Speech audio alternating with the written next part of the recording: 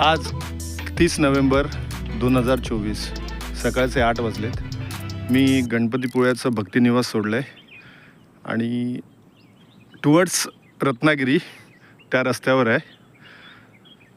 हा जो मनमोहक समुद्र आहे त्यामुळे इथे पॉज घेऊसा वाटलाच।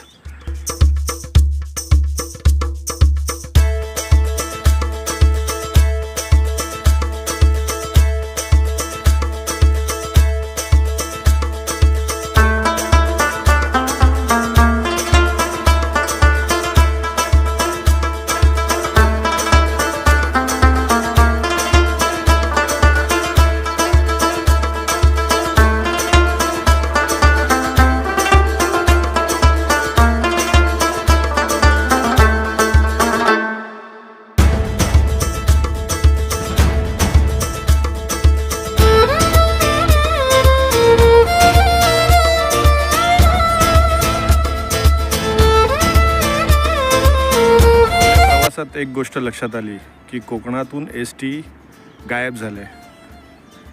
मी गणपतीपुळ्यामध्ये एकही एसटी पाहिली नाही आणि पूर्ण प्रवासामध्ये एसटी दिसलीच नाही।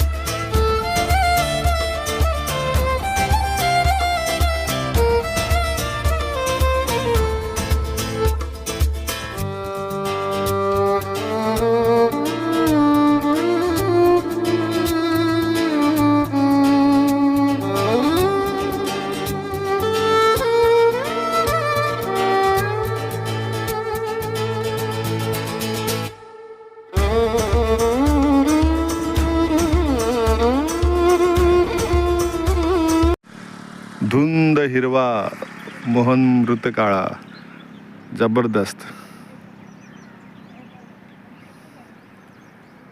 इथून जाऊसं वाटतच नाही, काय झकास आहे।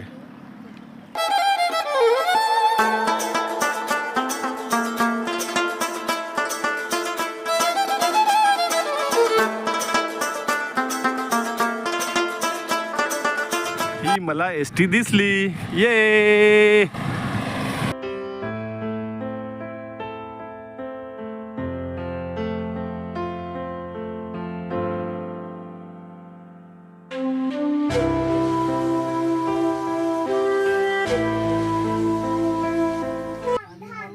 मला कळलं की मी एकटाच नाही, माझ्यासारखे पनवेलचे सुद्धा हे वेडे आहेत। असाच धापा टाकत टाकत हे शरीर, हे विस्कटलेले हाडांचे सापळे घेऊन मी शेवटी पावसच्या मठामध्ये पोचलो आणि जेवढं शरीर थकलं होतं तिथेच हातपाय तोंड धुवून अगदी म्हणजे बोलतात ना एक री-एनर्जेटिक असं ते वातावरण होतं आणि खूप बरं वाटलं तिकडे त्या वास्तूमध्ये। Thanks to God.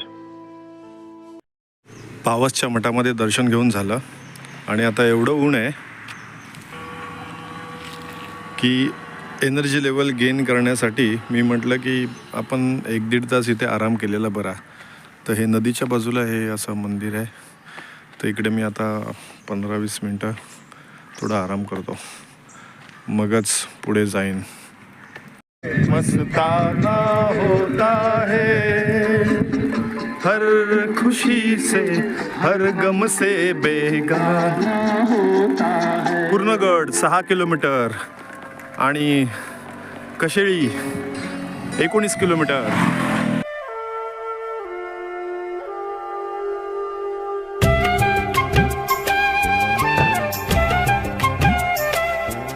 हा जो ब्रिज आहे हा पूर्णगडचा ब्रिज आहे आणि इकडे पूर्णगड आहे।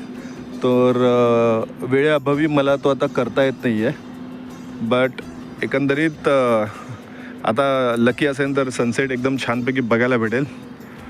आणि तो दर्गा बघा किती छान आहे, अगदी तासनतास इथे टाइमपाससुद्धा करू शकतो, मजाच मजा। ये ले फटे मजाच मजा, पैसा वसूल। तेरी याद हम सफर सुबह, जिसका कोई नहीं उसका तो खुदा है यारो। पावस ते कशेडी 20-25 किलोमीटर अंतर कापून मी इकडे कणकादित्य सूर्य मंदिर हे एकदम म्हणजे एकदम रेअर असे सूर्य मंदिर आहेत.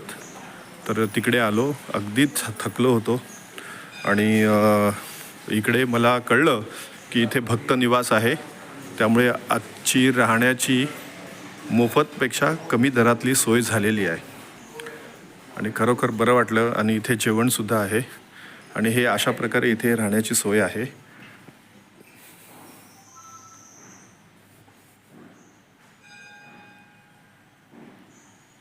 मस्त.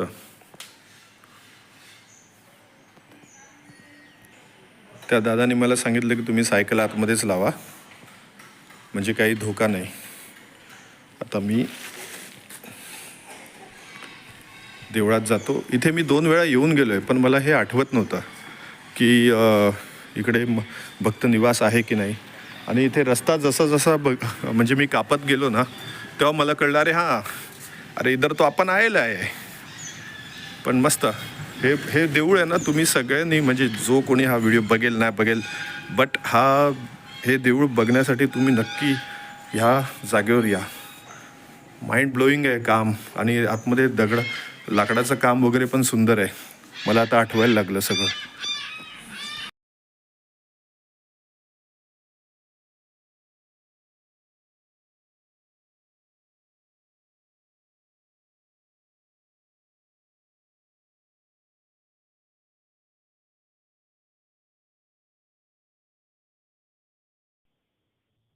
दर्शन घेतल्यावर जवळ असलेला सनसेट पॉइंट बघण्यासाठी मी तिकडे आलो आणि इथे पण लाजवाब एकावर एक असं एकदम असं म्हणजे घायाल करून टाकतं इथलं निसर्ग.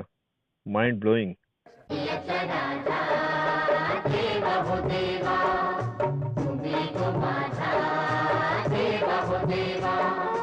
देवा